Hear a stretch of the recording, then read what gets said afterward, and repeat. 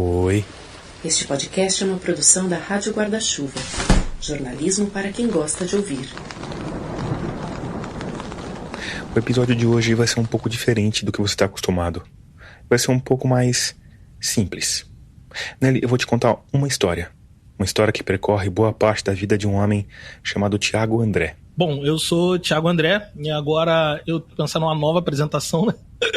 Porque, cara... Se você é ouvinte assíduo de podcasts, provavelmente sabe quem é o Thiago André.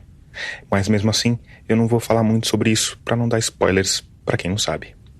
Por enquanto, o que você precisa saber é que o Thiago é carioca, tem 32 anos, nasceu e cresceu em Nova Iguaçu, no Rio de Janeiro, e desde pequeno teve um sonho.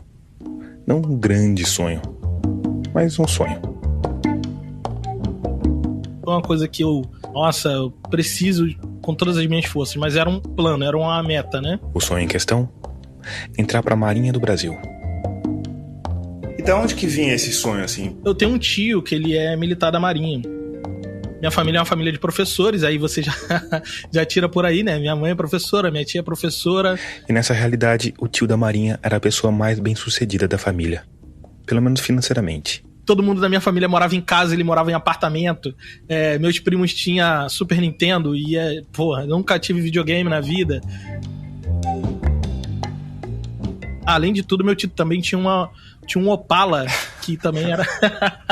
que era sensacional. Então eu queria ter um Opala, Super Nintendo e jogos de tabuleiro. E assim, quando completou 18 anos, o Thiago entrou para a Escola de Aprendizes de Marinheiros, que é onde se formam os praças. A classe trabalhadora dos militares. É a galera que vai meter a mão na massa. Existem basicamente dois tipos de militares, os oficiais e os praças. Os oficiais podem entrar na Marinha aos 15 anos pelo Colégio Naval, que é o equivalente ao ensino médio civil, ou aos 18 pela Escola Naval, que é o equivalente à faculdade dos civis. Existem também várias outras formas de entrar na Marinha e nas outras duas forças. Tem vaga para quem faz o serviço militar obrigatório, tem vaga para quem já tem uma formação universitária e para quem tem formação técnica. E como no funcionalismo público civil, a porta de entrada quase sempre é um concurso. De qualquer forma, o importante aqui é entender essa grande divisão entre os praças, que na Marinha são os marinheiros, cabos, sargentos e suboficiais, e os oficiais, de tenente para cima. A grande maioria dos oficiais de carreira, né, que a gente chama de oficiais da Armada, são oficiais que entram pelo Colégio Naval. E esse não era o meu caso. O meu caso, eu entrei para ser o que a gente chama de praça, né? Os cursos de formação de praças duram 1 ano. E é um regime de internato, então a gente só pode sair aos finais de semana. E acontecem em 4 escolas de aprendizes de marinheiro. Uma no Ceará, uma no Espírito Santo, uma em Pernambuco e uma em Santa Catarina. E eu entrei para a escola de Santa Catarina, em Florianópolis. E aí, num sábado de 2008, o jovem Thiago André entrou num ônibus com outros 40 jovens. Mal tinha saído da Baixada Fluminense, né? A jornada era longa. 18 ou 16 horas de viagem. Mas... minha mãe fez um empadão, eu lembro até hoje. Ela fez um empadão e dividiu vários quadradinhos, sabe, de empadão. E eu levei biscoito também, sanduíche, algumas coisas assim pra poder comer durante a viagem, né? E também minha mãe me deu R$100. E foram. Todo mundo muito empolgado e conversando, com muitas expectativas, né? Tipo, muita gente sonhou com aquilo ali. E aí, 18 ou 17 horas depois... a gente desceu em Santa Catarina, em Florianópolis. Tem uma praça em frente à escola de aprendiz. A gente com roupa de civil, mala na mão. Então eu levei uma mala bem grande, assim. O sargento que tinha acompanhado a viagem mandou todo mundo se organizar numa fila. Que a gente chama no militarismo de formatura, né? E esse sargento que levou a gente... entrou com a gente dentro da escola de aprendizes, né? E apresentou a gente para um outro sargento que era da escola. E a primeira coisa que ele falou é: correndo, senhores, correndo em direção à quadra. E aí a gente mala na cabeça e sai correndo. E é aquilo, quem fica para trás paga flexão. Então o primeiro choque que a gente tem é que a gente não está sendo muito bem recebido, assim, vamos dizer assim, né? É um jeito militar de ser recebido. Aí, a primeira coisa que tem ali é fazer uma revista na nossa mala e tirar todo tipo de comida e... lá se for o empadão. Consegui só comer um quadrado daquele empadão dentro do ônibus. Na quadra, eles ouviram uma primeira explicação sobre a rotina na escola, também receberam o nome de guerra. E o meu nome de guerra era André. E um número. Que eu lembro até hoje, era 7207. Esse número é importante porque ele mostra a qual batalhão cada aluno pertence e mostra também a posição de cada um na hierarquia militar. Dentro do militarismo não existe duas pessoas iguais, sempre vai ter um mais antigo e um mais moderno, né? Quer dizer, mesmo entre dois militares com a mesma patente, tem sempre um que é superior. Normalmente, o critério de desempate é o tempo na força. O mais antigo, que entrou antes, é superior ao mais moderno, que entrou depois.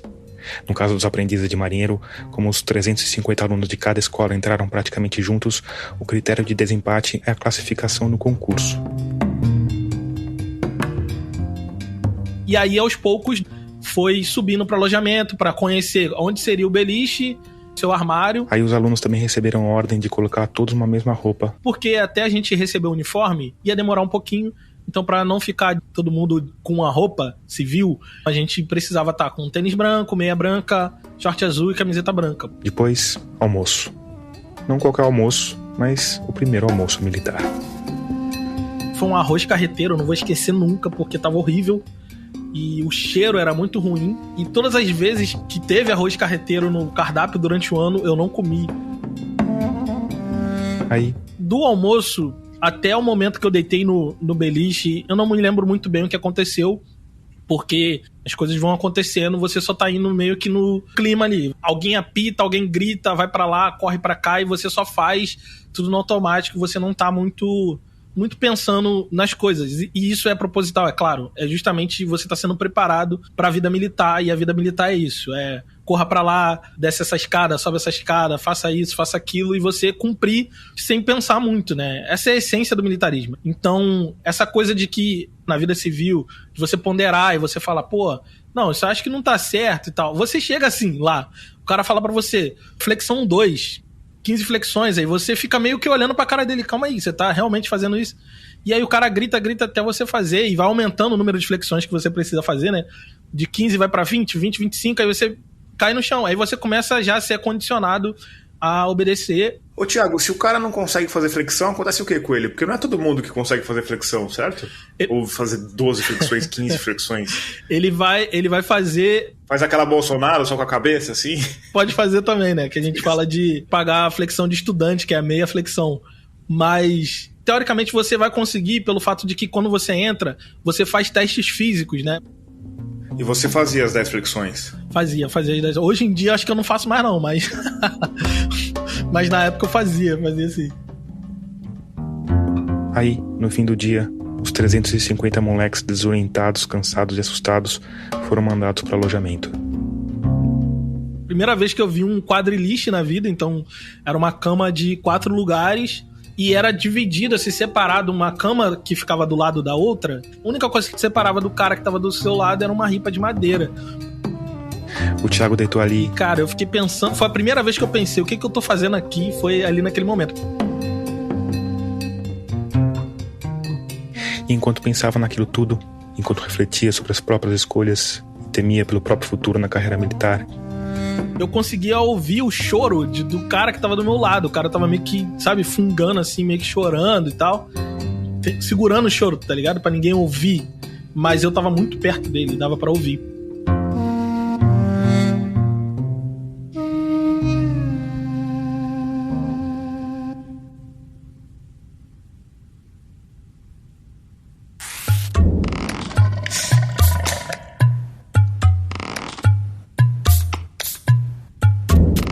Eu sou Tomás Chiaverini e o episódio 67 de Escafandro já começou.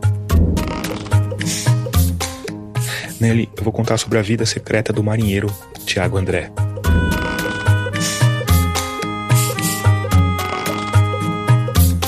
Antes de adiante, eu preciso te lembrar que a Rádio Escafandro é mantida única e exclusivamente por uma parte dos ouvintes que apoia o projeto financeiramente. Para se juntar a eles, o caminho é fácil e rápido. É só ir lá em catarse.me/escafandro e escolher o valor com o qual você quer ou pode apoiar. Com R$5 você já tem acesso a um espaço com algumas entrevistas completas. Com 30 eu te mando uma caneca customizada com o logotipo da Rádio Escafandro. Com 50 te mando um livro autografado. Lembrando que as recompensas são para apoios continuados e não para apoios pontuais. Se você ficou com alguma dúvida ou se quiser apoiar de outra forma, é só ir lá em radioescafandro.com, clicar na aba Apoie, que tem tudo explicadinho. No mais, se tiver um tempinho sobrando aí, curte e compartilhe os nossos conteúdos nas redes sociais. Isso também ajuda bastante o podcast a crescer e a chegar a mais gente. Eu tô no Twitter e no Instagram como Rádio Escafandro e como Tomás Chiaverini. Se você já tá entre humanos luminosos como a Ana Carolina Miguez, o Elton José Fraga, a Juni Pena e o Rafael Modesto Rigato, muito obrigado por isso.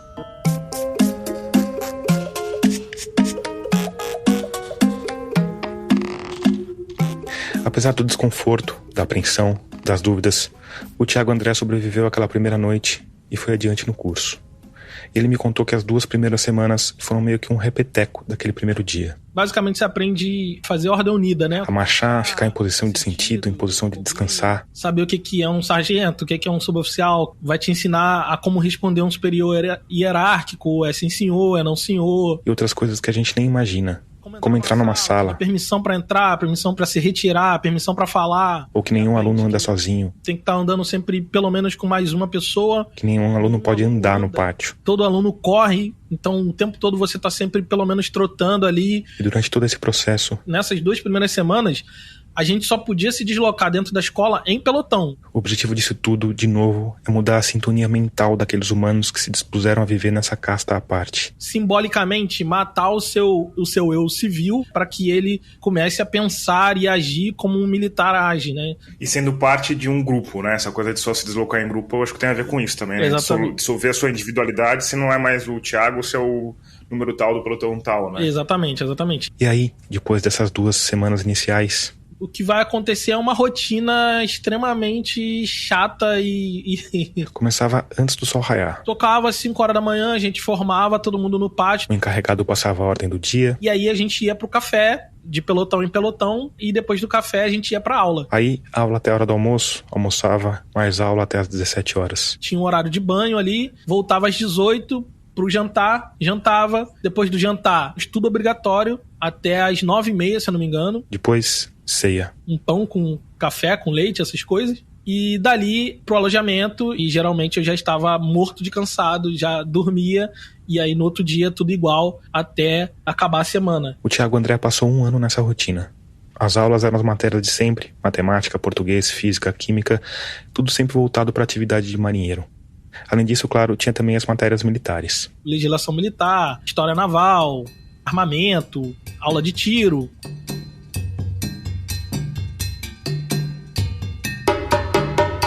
Aí, quando terminou o curso, devidamente transformado em marinheiro, o Thiago tinha que cumprir o próximo passo da carreira. Cumprir um embarque, né? E ir para um navio. Esse embarque tinha de durar 1 ano. E isso era um problema para o Thiago André. Porque depois de passar aquele tempo todo numa instalação da Marinha em Santa Catarina, longe do Rio de Janeiro e da família, ele tinha uma grande, enorme, gigantesca e incômoda certeza.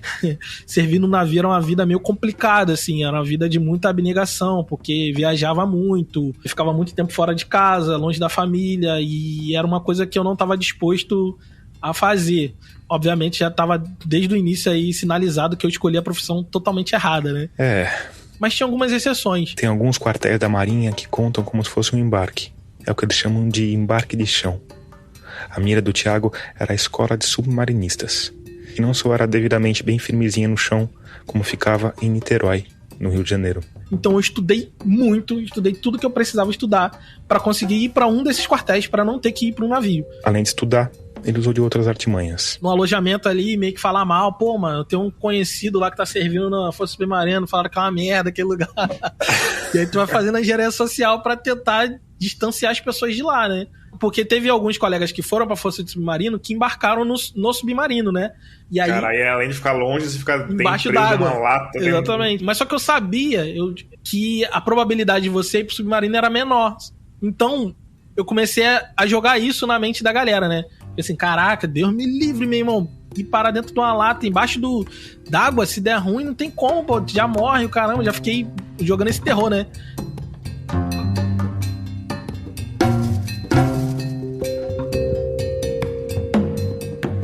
E aí, dia de distribuir as vagas, a Marinha faz o quê? Cria um sistema secreto informatizado onde cada um recebe anonimamente a sua designação? Claro que não. Afinal, para que desperdiçar uma bela oportunidade de criar um espetáculo sadomasoquista de humilhação pública e competição tóxica, não é mesmo?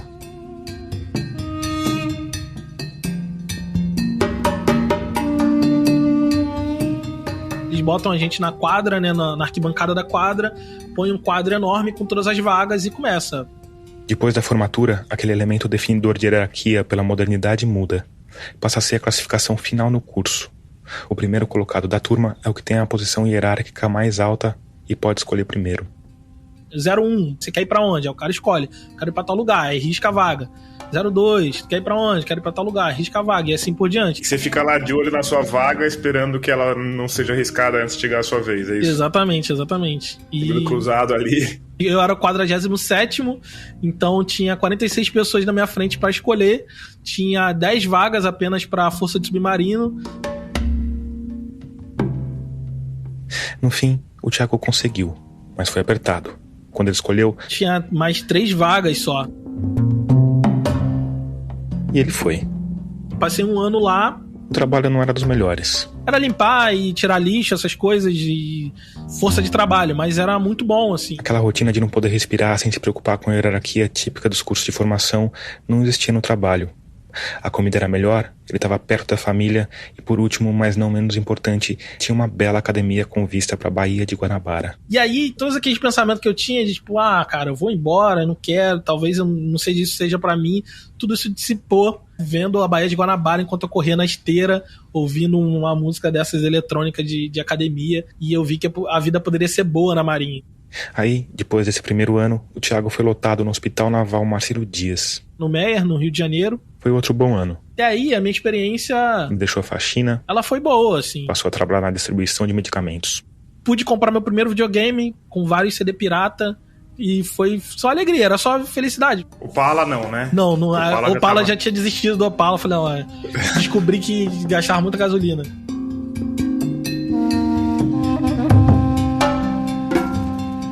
Mas aí... Depois do Marcelo Dias, eu fui cursar o curso de cabo. Isso significava voltar para aquele teatrinho de autoridade militar. Se deslocar em pelotão, se deslocar sempre correndo, toda aquela estrutura de novo, com exceção de que não é internato, né? Todos os dias você vai para casa. Tinha outras 2 diferenças importantes. O curso de cabo era no Rio de Janeiro e era voltado para uma profissão específica. A Marinha me selecionou para fazer comunicações navais. Mas aí... Quando terminou o curso... Não tinha nenhuma vaga para comunicações navais no Rio de Janeiro. O que eu mais temia na Marinha aconteceu, que era ser transferido para outro estado.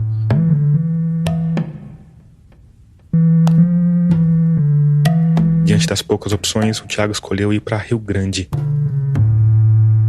Uma cidadezinha portuária de 200 mil habitantes na costa gelada do Rio Grande do Sul, a 40 minutos de Pelotas. Eu tô indo para longe da minha família, coisa que eu não queria. Quero ir para um lugar que eu consiga tirar alguma vantagem. A vantagem em questão é que Rio Grande é uma localização especial alfa. Resumindo bem, para os meus interesses, servindo lá você ganha 20% a mais do seu salário e a cada 2 anos você reduz 8 meses para aposentadoria. E qual que era o trabalho lá, Thiago? Eu trabalhava numa estação rádio, né? Basicamente um centro de comunicação que vai fazer a comunicação com os navios que estão no mar, né? Até onde eu posso falar, porque tem muita coisa da minha atividade militar que é sigilosa, independente se eu sou civil hoje, eu não posso falar porque eu estaria incorrendo em crime, né? Também não é nada demais, não é nada 007, agente secreta, porque realmente são coisas que são sigilosas e que realmente eu não posso mencionar, mas basicamente é isso. Ele foi. Não foi fácil. Os primeiros anos foram horríveis. Foi muito ruim. Porque era muito frio. E acostumado com o Rio de Janeiro. O Rio de Janeiro é uma cidade muito viva, quente. Tem roda de samba de segunda a sexta. Tem barzinho, tem praia, tem futebol, tem tudo. E eu cheguei numa cidade que era muito fria e ninguém sai de casa. É uma cidade pequena, não tinha estrutura, não tinha cinema, não tinha shopping, não tinha nada. E isso me deixava muito triste. Então foi muito difícil esses primeiros anos. Pra piorar, minha namorada, que hoje é minha esposa, ficou no Rio de Janeiro e eu fui pra lá e ficou essa distância também. Então tudo isso foram fatores que complicaram muito a minha vida lá e a minha experiência foi uma experiência ruim. Mas tempo passou. Depois, talvez, dos 2 primeiros anos, você começa a se habituar e tal. A cidade também cresceu muito por conta de um porto e de um estaleiro que tinha lá. Então foi construído 2 shoppings muito rápido, tinha uma sala de cinema muito boa. A minha namorada foi pra lá e a gente se casou, virou minha esposa. Com isso, o Thiago ganhou o direito de morar na Vila Militar, que era do lado do trabalho e onde o valor do aluguel era simbólico. Então a gente começou a construir uma vida, eu comecei a me acostumar com o fato de que é isso, agora minha vida é essa, eu tenho que me acostumar com isso.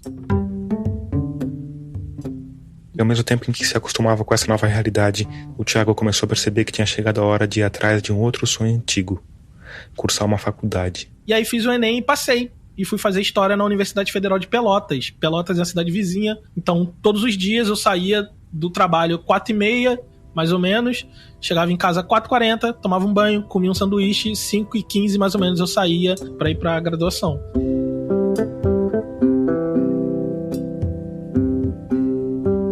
E aí, como costuma acontecer na vida, as coisas não saíram exatamente como planejado. Porque a faculdade de História foi dominando as sinapses do Thiago, feito a pílula vermelha do Matrix.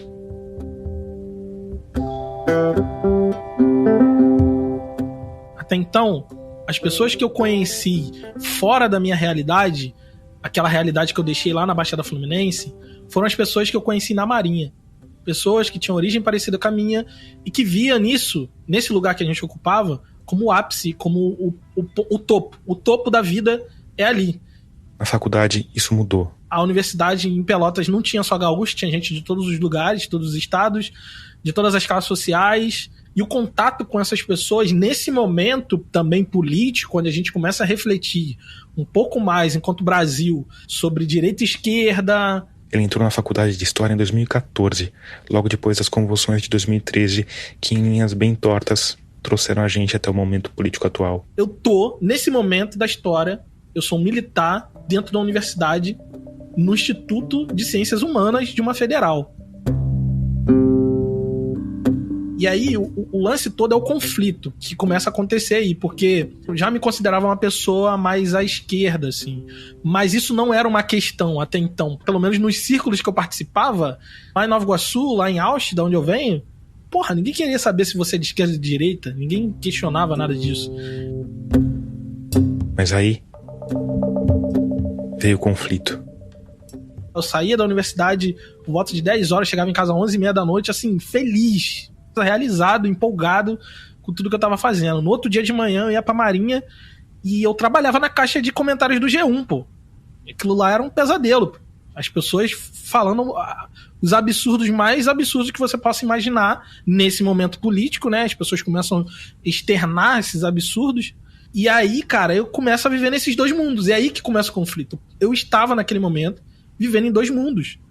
E aí você começa a pensar assim, em qual mundo que eu quero viver? Qual mundo que eu quero passar o resto da minha vida? E aí eu tinha um amigo muito querido que eu fiz na Marinha pra vida. A gente passou no mesmo ano pra universidade. Ele foi fazer Direito na FURG e eu fui fazer História na UFPEL. E todas as vezes que a gente se encontrava, a gente se juntava e trocava figurinha, sabe? E ele tinha essa mesma sensação que eu, cara. Porra, é muito bom estar na universidade, mas tu chega aqui e parece que você regride, que é um universo paralelo, é um lugar de pessoas completamente idiotas, pessoas completamente imbecis, assim. Você via pessoas que estão te comandando, que estão em posição de comando, que não sabe nada do mundo, é um cara que é completamente imbecil. Essa é a palavra. Isso te gera um pouco de revolta. Você fala assim, caraca, mano, que merda de lugar é esse que eu tô vivendo? E aí eu conversando com um sub que faltava um ano pra ele ir embora, ele gostava muito de mim e desse outro amigo meu, justamente por causa dos papos que a gente tinha. Que ele tinha feito a graduação dele em Direito, mas optou por continuar na Marinha, pela carreira, enfim, pela estabilidade e toda essa coisa que a gente conhece. Mas no fim da carreira ele era um cara frustrado, extremamente frustrado. Ele se sentia extremamente desvalorizado.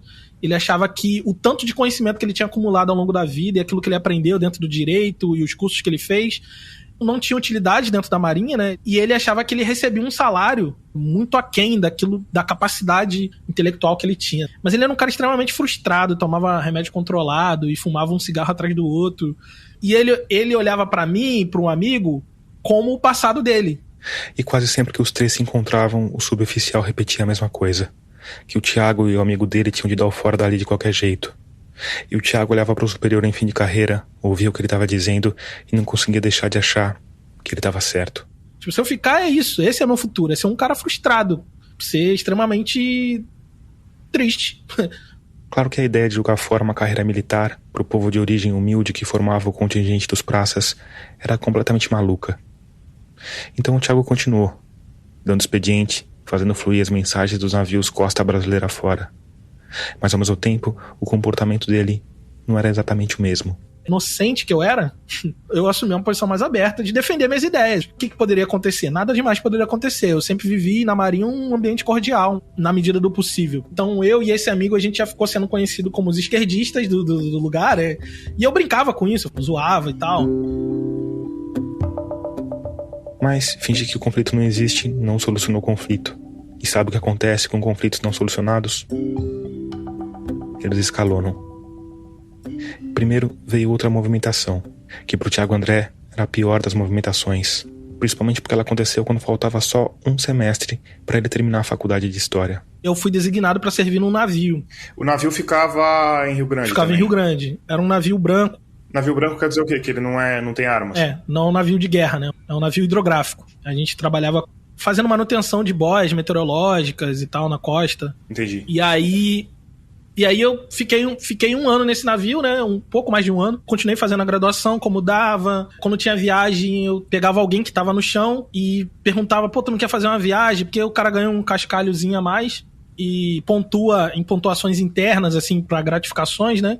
Só que chegou um momento que veio uma comissão, né? Comissão, a gente chama de comissão, são essas viagens a trabalho, que ia levar 30 dias. E aí eu ofereci pra galera que costumava me substituir e ninguém quis. 30 dias era muito tempo. E aí eu tive que fazer a viagem, não teve jeito. E aí nisso eu perdi todas as provas finais do último semestre. Caramba, bem no final do semestre ainda. Bem no final. Foi muito frustrante. Eu não consigo nem te explicar o quão frustrante isso foi. Eu tinha o desejo de seguir uma carreira acadêmica, fazer mestrado, doutorado, era um desejo que eu tinha. E foi interrompido ali pela Marinha. E, enfim, a Marinha que pagava minhas contas, não tinha jeito. O Thiago fez a viagem, perdeu todas as provas finais, mas não desistiu completamente da faculdade, porque na Marinha o passo seguinte seria o curso de sargento, que acontecia no Rio de Janeiro. Então ele fez um plano: voltar pro Rio, terminar o curso e na sequência o último semestre numa federal carioca. E ele foi, de volta pra escola. De novo tinha que andar correndo, trotando. De novo, toda aquela mesma dinâmica, só que agora eu tenho 10 anos de carreira, só que agora eu tô muito mais velho, tô com muito mais de saco cheio. E todas essas coisas me afetam muito mais do que afetavam antes. Com um agravante. Isso aconteceu em 2018.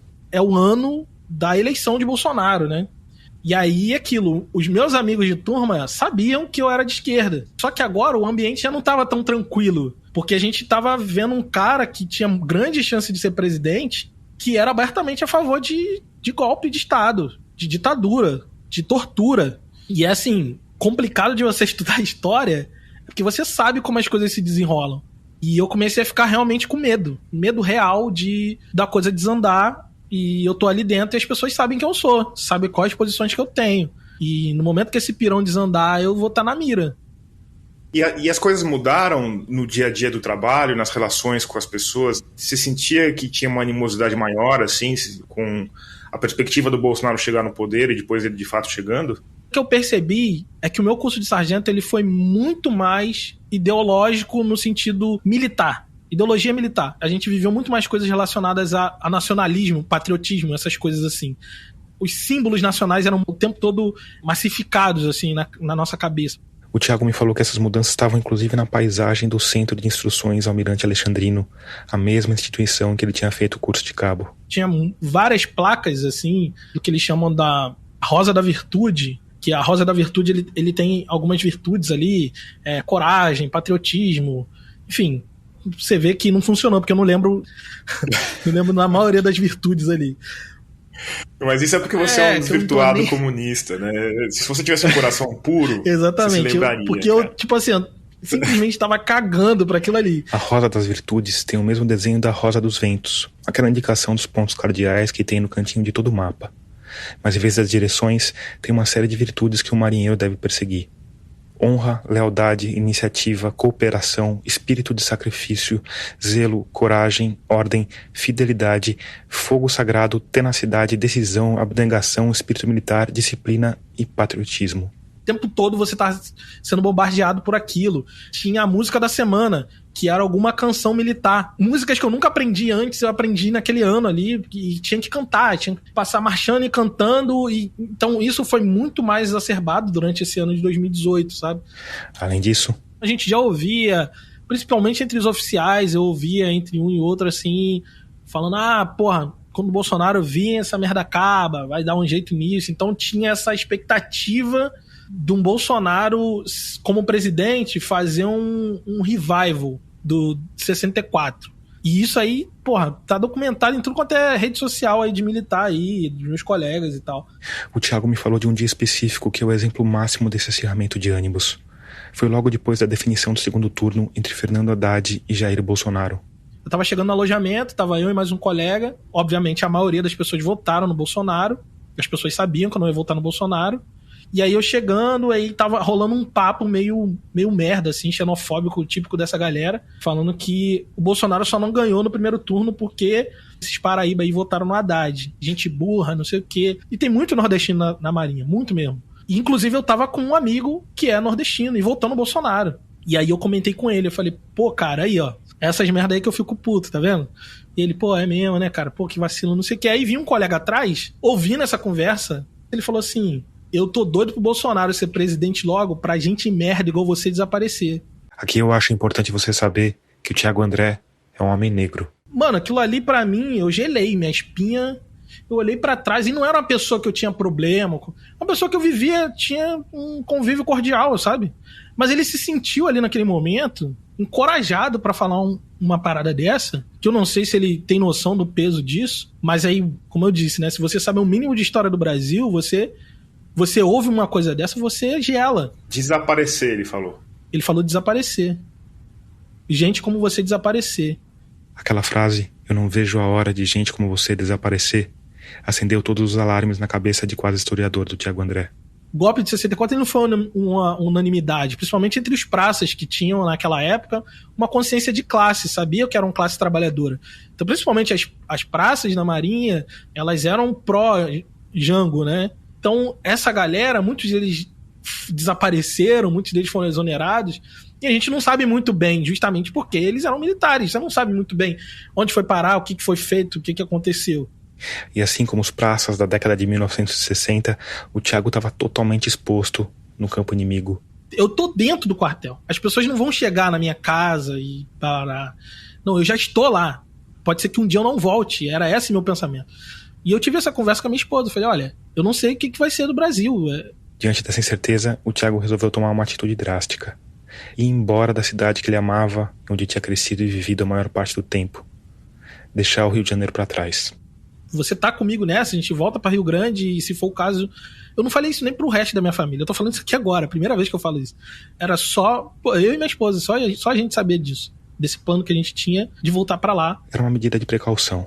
Se nada acontecesse, ele continuaria na Marinha e voltaria pra faculdade em Pelotas. A esposa dele continuaria com o trabalho dela, de fotografia. E se tudo desse errado... Na pior das hipóteses, a gente já estava muito mais próximo da fronteira, no menor sinal de que a coisa ia desandar e eu iria embora. Caramba, você chegou a pensar nisso? Pensei em tudo isso. E não só pensou, como executou. No final do curso, eu botei meu nome como primeira opção pro 5º Distrito Naval, de novo, né? 2 anos antes, minha mãe tinha tido um AVC e estava lidando com as consequências disso. E eu tomei a escolha de ficar longe dela para tentar me proteger. Só que o destino riu da minha cara. Ele foi designado para a cidade de São Francisco do Sul, no norte de Santa Catarina.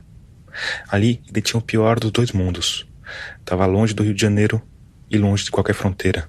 Eu morei em Joinville, né, que é uma cidade maior, que fica próximo, mas eu fui pesquisar as cidades em torno, em volta, não tinha Universidade Federal que tinha curso de História, não tinha. E aí eu me dei conta de que eu não poderia mais terminar minha graduação, faltava só um semestre. E eu nunca tinha chorado por conta de alguma decepção da Marinha, porque você meio que se acostuma a se decepcionar, a ter sonhos frustrados na Marinha, planos frustrados na Marinha. Eu nunca tinha chorado como eu chorei naquele dia, chorei copiosamente. de realmente soluçar, assim. Minha esposa precisou me acalmar. Aí, sem opção, o Thiago alugou um apartamento em Joinville, arrumou as malas e se mudou para Santa Catarina. Foi trabalhar na área de TI numa delegacia da Capitania dos Portos, uma espécie de Detran do mar. E aí eu tava chegando eu e minha esposa, ela também é negra, e tinha um cara mexendo na porta ali, e aí eu fui entrando, dei boa tarde, e o cara olhou pra mim e falou assim: ô, tá indo pra onde? Posso te ajudar? Eu falei, não, eu moro aqui, você mora aqui? Como assim? Eu sou o síndico aqui, nunca te vi. Começou, sabe, nesse tom, assim, bem... Falei, não, eu acabei de pegar a chave na imobiliária. Não, como é que a imobiliária te dá a chave, não me comunica? Falei, cara, eu não sei, eu não me importo, eu não quero saber. Eu estou pagando por esse apartamento e eu vou entrar. E aí ficou aquela situação chata ali, e ele, tá, beleza, e tal, não sei o quê. E aí eu subi, já fiquei puto, assim, fiquei possesso. E aí quando eu voltei, a gente se encontrou, acho que ele ligou pra imobiliária, ele veio um pouco menos, né, veio um tom abaixo, mas ainda não tava legal comigo, não tava... E aí, não, conversa cá, conversa lá. Falei, não, tô vindo pra cá porque eu sou militar da Marinha. Pô, o cara mudou comigo, mano. O cara virei a melhor pessoa possível. Pô, tu é militar, e caramba. E aí eu falei, é nesse lugar aí que eu vou conseguir transitar melhor aqui em Santa Catarina. Todas as vezes que eu for destratado, eu vou dizer que eu sou militar, pra ver se as coisas melhoram. E sempre foi assim. Todas as vezes que eu tive algum desconforto, eu falava que era militar e as portas se abriam.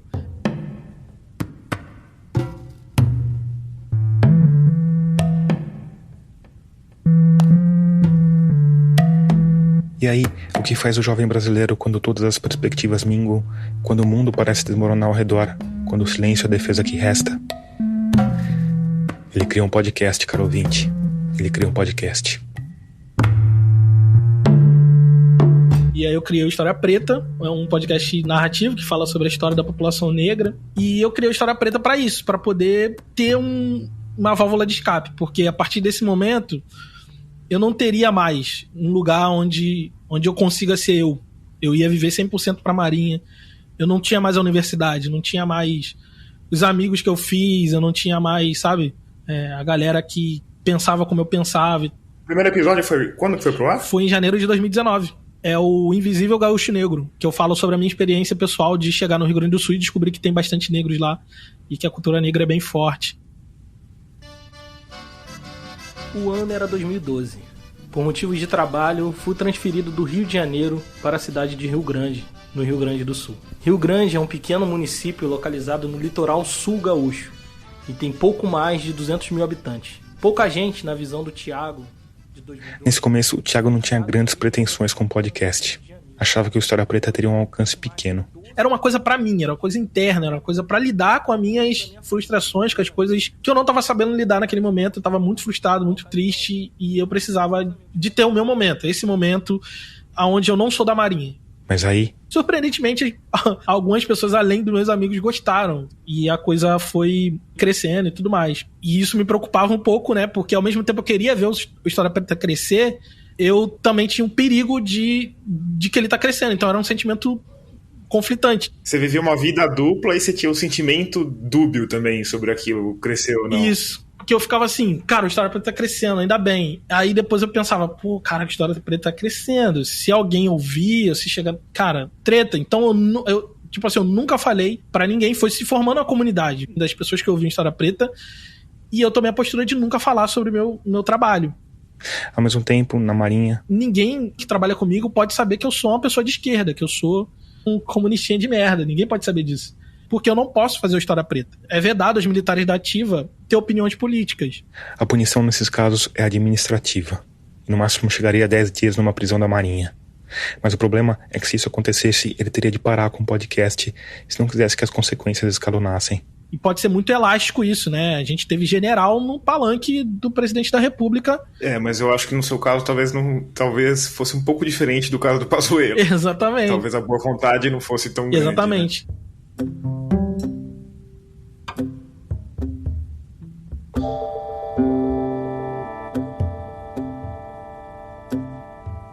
E assim, o Thiago André passou a viver uma vida dupla. E quando estava na Marinha, fugia da política que nem o diabo da cruz. Alguém tinha alguma opinião política perto de mim, perguntava o que eu achava, eu falava, pô, cara, não sei não. Tô pro Flamengo, hein? E aí os meses passaram, o podcast cresceu. E pra mim era uma coisa extraordinária, né? E algo que o Thiago nunca podia ter imaginado aconteceu. A assessoria de imprensa do rapper Emicida, que tinha acabado de lançar um mega sucesso de público e crítica, Amarelo, entrou em contato com ele. Eu fiz um episódio sobre o Amarelo sozinho, né?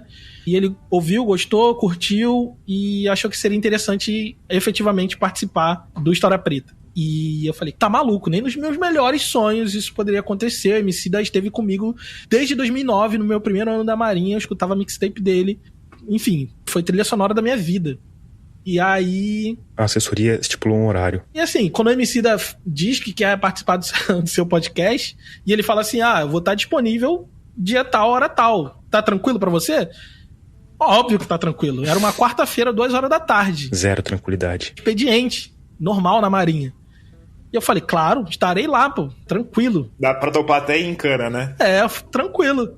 Tomás, eu sempre fui um cara que a gente, como a gente chama na Marinha, na marca. Apesar de ser esse subversivo que as pessoas acham, eu nunca tomei nenhuma punição interna na Marinha. E eu tava topando ser a primeira. Afinal, tem jeito melhor de gastar a condição de réu primário militar do que entrevistando o Emicida? E aí eu falei pro meu superior, pô, imediato, eu preciso pegar minha esposa no aeroporto. Se ele não aceitasse, eu ia pegar minha moto e ia embora. Mas o superior do Thiago falou, tudo bem, vai lá, tranquilo. E quando ele falou tranquilo, eu saí da sala, peguei minha moto e fiquei pra casa. Entrevistei o Emicida, falei pra ele que era da Marinha. Ele, caraca, tu é da Marinha. Ele ficou chocado, ficou em choque. Ele, pô, tu é tipo um infiltrado na clã.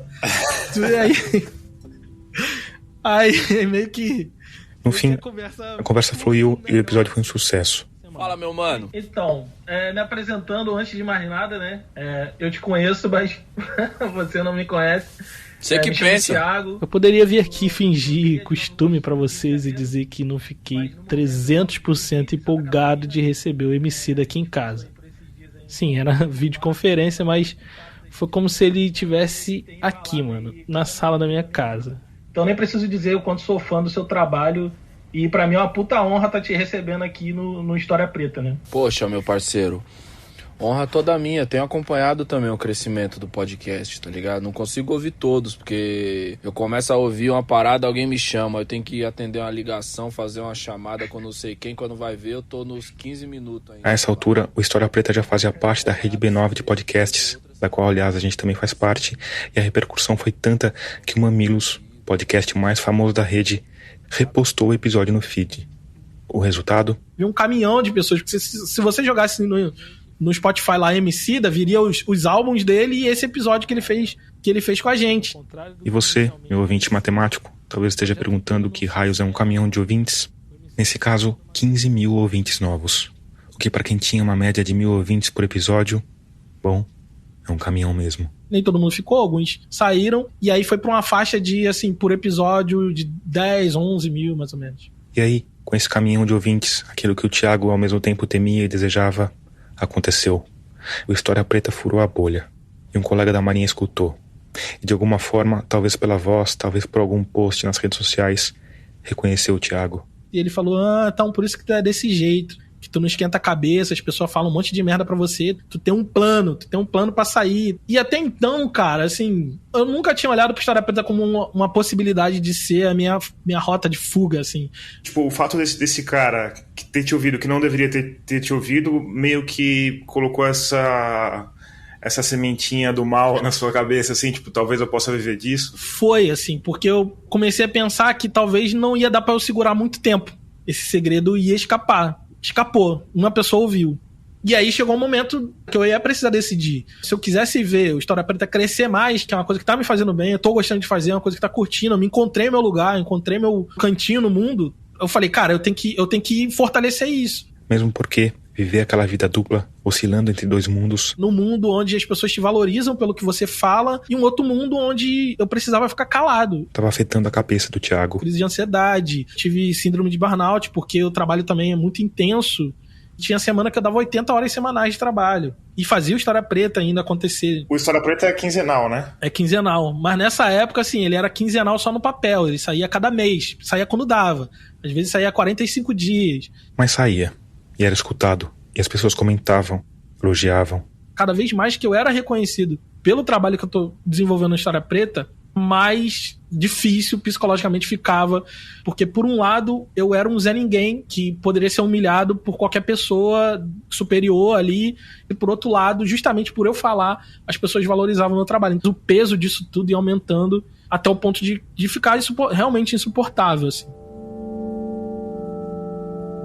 Aí, meados de 2020, o Thiago estava trabalhando de domingo a domingo, oscilando entre o mundo da Marinha e o mundo do História Preta. Minha mãe com problema de saúde aqui no Rio de Janeiro. Pra piorar, o assistente dele, que tinha entrado na Marinha pelo serviço obrigatório, tinha deixado o posto e não tinha sido substituído. E aí eu tava de serviço, efetivo serviço, que é tipo um plantão que a gente dá em segurança, né? Porque na Marinha a gente trabalha de segunda a sexta, e no meio disso aí a gente dá os nossos plantões de 24 horas, né? Diferente da polícia que dá o cara dá o plantão e fica 2 em casa, a gente sai do plantão e continua trabalhando, normal. E aí ele tava num desses plantões e descobriu que estava escalado para outro serviço, na sequência. Pra uma outra coisa, pra uma outra missão. Na hora, o Thiago fez algo que nunca tinha feito antes.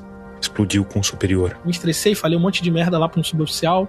Falei que eles estavam cagando pra mim, isso, aquilo, outro, enfim, desabafei. Depois voltou pra sala, se fechou sozinho e continuou o trabalho. Isso era 6 horas da noite. E aí, nesse momento, todo aquele caldo de estresse deu um curto-circuito na cabeça do Thiago. E aí foi aí que eu meio que apaguei e acordei no chão, ali no piso do escritório ali que eu trabalhava, né?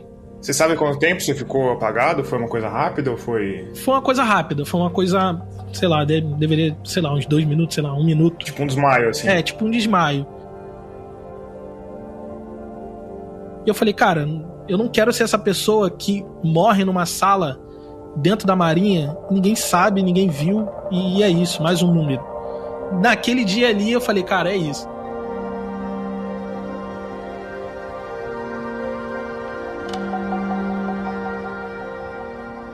E essa foi a gota d'água. Primeiro eu pensei que esse lugar tá errado e precisa melhorar. Depois eu pensei que esse lugar não tem jeito, não vai melhorar, e eu que não gosto, eu tenho que sair. Comecei a perceber que não tem como, você é engolido pelo sistema, não tem como. Me desculpa passar essa visão desesperançosa, mas eu não tinha esperança nenhuma. É uma estrutura que tá aí desde que o Brasil é Brasil, né? A Marinha foi inventada junto com a invenção do Brasil, então não tem como mudar. E quem precisava mudar era eu tinha que me movimentar para começar a buscar uma saída, né?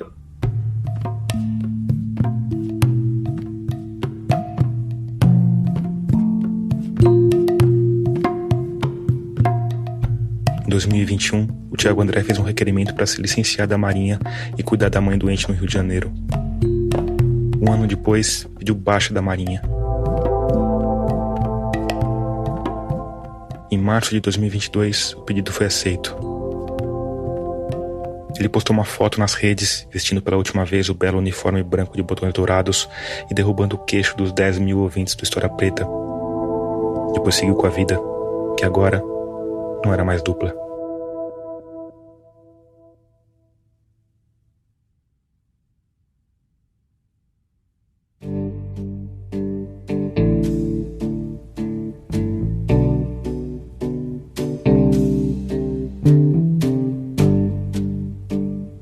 Antes de terminar, eu quero te convidar a escutar outro podcast da Rádio Guarda-Chuva, nossa rede de podcasts jornalísticos.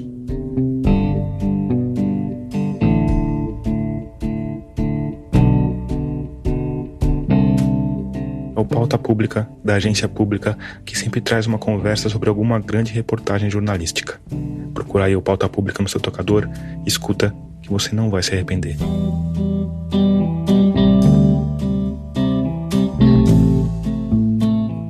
Termina aqui o episódio 67 de Escafandro. A nossa trilha sonora tema é do Paulo Gama, a mixagem de som do João Vitor Coura, o design das nossas capas é da Cláudia Furnari. Eu sou Tomás Chiaverini e produzi, roteirizei e editei esse episódio. Obrigado por escutar e até o próximo mergulho.